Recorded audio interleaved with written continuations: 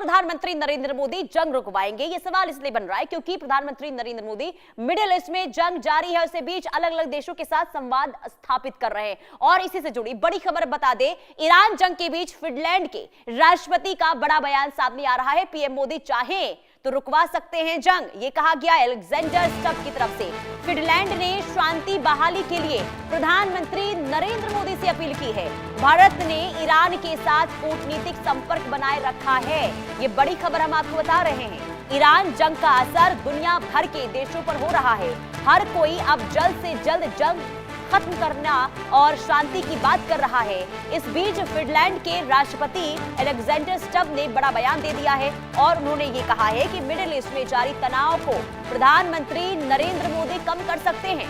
Finland के शांति बहाली के लिए प्रधानमंत्री मोदी से खास अपील भी की गई है और उन्होंने इसके लिए भारत का ईरान के साथ कूटनीतिक संपर्क बनाए रखने का भी हवाला दे दिया है। विदेश मंत्री एस जयशंकर ने ईरान के विदेश मंत्री सैयद अब्बास अराक्ची से कई बार फोन पर बातचीत भी की है, जिसमें क्षेत्रीय हालात पर चर्चा हुई है। वहीं प्रधानमंत्री नरेंद्र मोदी ने भी ईरान के राष्ट्रपति मसूद पेजेश्कियान से बातचीत की और दूसरी तरफ भारत ने खाड़ी देशों के साथ भी संपर्क जारी रखा है और वहां नागरिकों की मौतों पर चिंता भी जताई गई है। तनाव के बीच भी भारत ने अपनी ऊर्जा और व्यापार हितों को भी सुरक्षित रखने की कोशिश की है।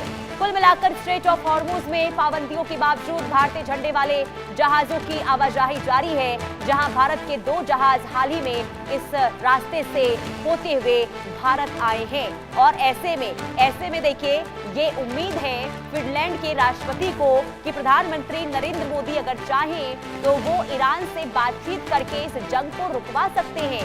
ये कहा गया है खुद फिनलैंड के राष्ट्रपति की ओर से और उन्होंने ये कहा है कि प्रधानमंत्री नरेंद्र मोदी को बातचीत करनी चाहिए। खास करके ईरान के साथ कूटनीतिक रिश्तों को लेकर भी यहाँ पर हवाला दिया गया है और ये कहा गया है कि ईरान के साथ कूटनीतिक संबंध जो है वो भारत के बहुत बेहतर है और ऐसे में प्रधानमंत्री नरेंद्र मोदी चाहें तो इस जंग को रुकवा सकते हैं, शांति एक बार फिर से बहाल हो सकती है। तो लोगों की उम्मीदें, खास करके आप सोचिए, अगर किसी देश के राष्ट्रपति को इस बात की उम्मीद है कि प्रधानमंत्री नरेंद्र मोदी ही इस जंग को रुकवा सकते हैं तो ये जीत भारत की है, ये भरोसा है भारत पर लोगों का। और ऐसे में राष्ट्रपति है ये फिनलैंड के, जो ये कहते हुए नजर आ रहे हैं कि प्रधानमंत्री नरेंद्र मोदी इस जंग को रुकवा सकते हैं। कूटनीतिक संपर्क बनाए रखने का यहाँ पर ईरान के साथ हवाला दिया है।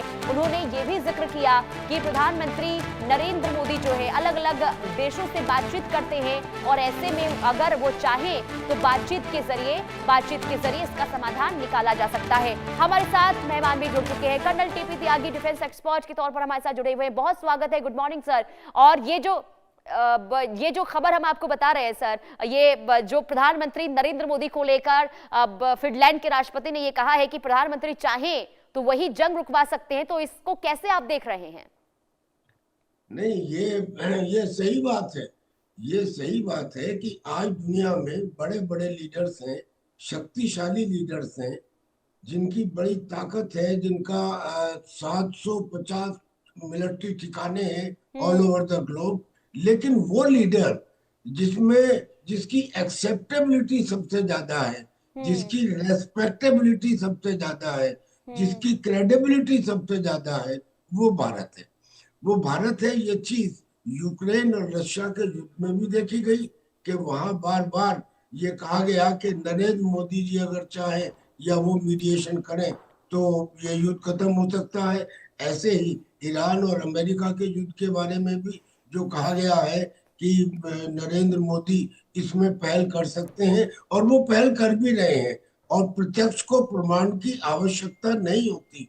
आप ये देखिए कि हम इजराइल के यहाँ भी गए, इजराइल से भी हमारे दोस्ताना संबंध है।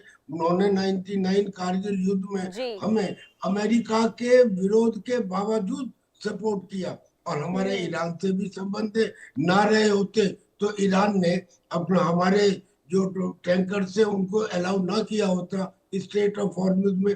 और एक खास बात, ईरान के जो 2 जहाज आए थे हिंदुस्तान में एक्सरसाइज करने के लिए, जॉइंट एक्सरसाइज, उसमें से एक जहाज जो IRS डीना था या दानी था, उसको तो अमेरिका की सबमरीन ने इंडियन ओशन में उड़ा दिया था। मगर जो दूसरा उसका कॉम्बैट शिप था, वो दूसरे देशों से मदद मांगता रहा डॉकिंग के लिए, मगर उन्होंने नहीं दी। उस समय हिंदुस्तान काम आया। हिंदुस्तान ने कोची में, यानी कि जो पुराना नाम कोचीन है, जी। कोचीन के हार्बर में उनको वहां पे शरण दी और उनको वहां पे डॉक कराया। इस चीज का जिक्र ईरान के एम्बेसडर जो इंडिया में है उन्होंने किया भी, कि हिंदुस्तान ने हमारी मदद की और ईरान हमारा मित्र है और भारत हमारा मित्र है। अगर ईरान और भारत मित्र है, इजराइल और भारत मित्र है, तो इसे समझने में कोई रॉकेट साइंस नहीं है कि ईरान और इजराइल दोनों से बात की जा सकती है। ईरान से ये कहा जा सकता है कि आप अपनी इस फिलॉसफी को छोड़ दीजिए कि आपको इजराइल को एनिहिलेट करना है, और इजराइल से ये कहा जा सकता है कि आप उनके परमाणु कार्यक्रम को रद्द करने की बात को छोड़ दें। लेकिन मुझे ऐसा लगता है जी। कि ये युद्ध केवल परमाणु कार्यक्रम को रद्द करने के लिए है ही नहीं। ये युद्ध तो दरअसल में दो कारणों से है। एक तो इजराइल को ग्रेटर इजराइल बनाने के लिए,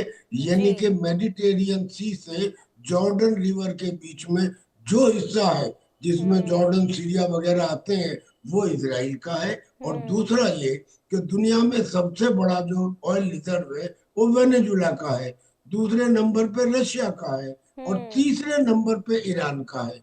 और ईरान का जो वो ऑयल है, एज यूजुअल अमेरिका की ये कोशिश रहती है कि ऑयल के ऊपर उसका अधिकार हो जाए ताकि वो उसे डॉलर में बेच सके। तो पहला तो ग्रेटर इजराइल और दूसरा डॉलर की प्रतिष्ठा, इन दो कारणों की वजह से बेसिक युद्ध है। बेशक बताया जा रहा है कि ये बिल्कुल। न्यूक्लियर और सर इसमें मैं कुछ और भी जोड़ना चाहूंगी। देखिए आपने जो ये कहा कि देखिए इजराइल को ग्रेटर इजराइल बनाना इसके पीछे की मंशा है।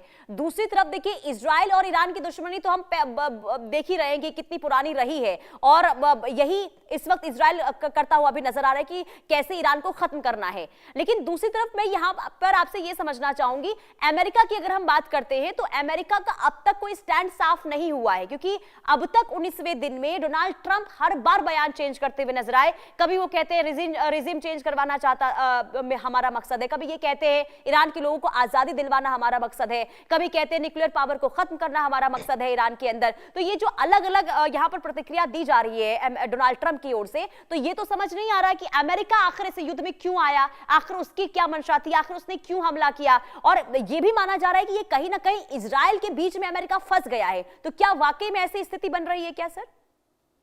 हाँ, अभी देखिए अमेरिका में काउंटर टेररिज्म एक डिपार्टमेंट है। उस काउंटर टेररिज्म का जो चीफ है उसने आज इस्तीफा दे दिया। उसने क्यों इस्तीफा दे दिया? उसने कहा कि ये अमेरिका का युद्ध था ही नहीं, आप तो इजराइल की लड़ाई लड़ रहे हैं, इजराइल की वजह से आप इसमें इंटरवीन हुए, मैं आपकी पॉलिसी से खुश नहीं हूँ, लिहाजा उन्होंने शायद कल इस्तीफा दिया है, वो उससे अलग हो गए। इसका मतलब ये कि आवाज तो उठनी शुरू हो गई है कि इजराइल की वजह से। लेकिन इजराइल को अमेरिका छोड़ कैसे सकता है?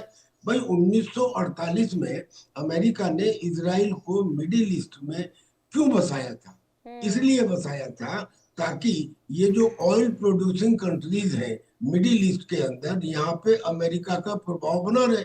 अमेरिका का कोई प्रभाव नहीं था उस समय। अमेरिका उस समय तेल सफिशिएंट भी नहीं था, उसको तेल की जरूरत थी, और इसलिए वो इन ऑयल प्रोड्यूसिंग कंट्रीज में और ओआईसी में बना रहे, क्या बोलते हैं उसको, ओपेक में बना रहे, इसलिए उसने इजराइल को बसाया था। अब वो इजराइल को कैसे छोड़ सकता है? इजराइल तो एक किस्म से उसकी लायबिलिटी है, लेकिन उस लायबिलिटी को छोड़ा नहीं जा सकता। दूसरी एक बात यह है कि अमेरिका का, आपने वेनेजुला में देखा होगा, उसका जो एम था वो क्या था कि वेनेजुला का जो तेल है वो जहां चाहे वहां बेचे। ईरान में भी यही होता था। ईरान में 1979 के इस्लामिक रेवोल्यूशन से पहले जब वहां पे पहलवी थे, तो उस समय में वहां का जो ऑयल था वो अमेरिकन कंपनीज के द्वारा रिफाइन किया जाता था। ठीक है, जहां वो ठीक है सर, मैं रोकना चाहती हूँ, यहाँ पे बड़ी खबर सामने आ रही है, इसके बाद मैं आपके पास लौटती हूँ। बड़ी खबर, मिडिल ईस्ट जंग में भारत फिर से क्या सहारा बनेगा?